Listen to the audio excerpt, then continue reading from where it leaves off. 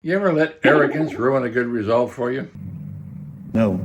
Oh, I know I have. Badass Granddad, episode 51. Another one. My name's John Graham. I'm the badass granddad you didn't know you had. Hey. I'm here to tell you more stories from my adventures and to offer some tips on taking risks, living a life with meaning, courage, and passion. It's a pleasure to meet you. Anyway, when I was a diplomat at the United Nations, I was in charge of American policies toward Africa, and the big issue then was the issue of apartheid.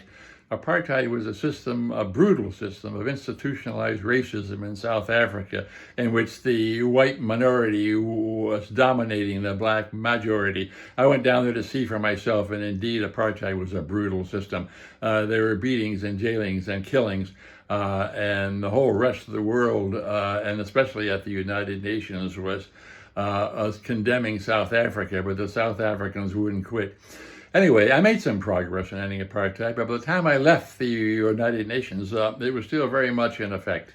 I was then lecturing all over the world, and to my great surprise, I was invited by the South Africans to lecture in South Africa. Now, they knew who I was, and they knew how strong my feelings were against apartheid, but nonetheless, they asked me to come down there, and so I did, to give a lecture on foreign policy, Cold War, for example.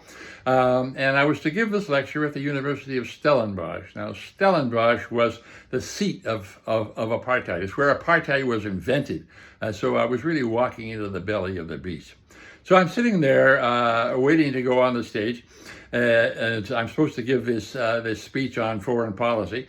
And instead, I could just feel my anger and my self-righteous anger against apartheid welling up in me. So I get up on stage and I rip up my speech notes and I just lay it into the white South Africans in that room, how wrong they are, how evil they are, how immoral apartheid is.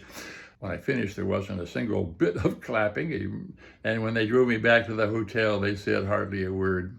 But back in the hotel, I realized what a mistake I had made. If anything, I'd only stiffened the resolve of the white South Africans to continue apartheid, because they just saw me as an arrogant,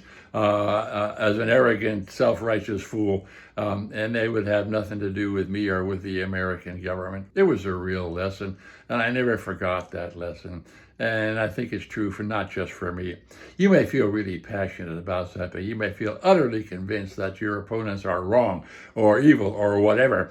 And I'm just saying that in a situation like that, check your arrogance at the door. Think about it. Do the smart things. Use the political system. Use the legal systems. But most of all, make steps, even small steps, that will help create some dialogue between you and your opponents. Because if you do lead with your arrogance, you'll fail.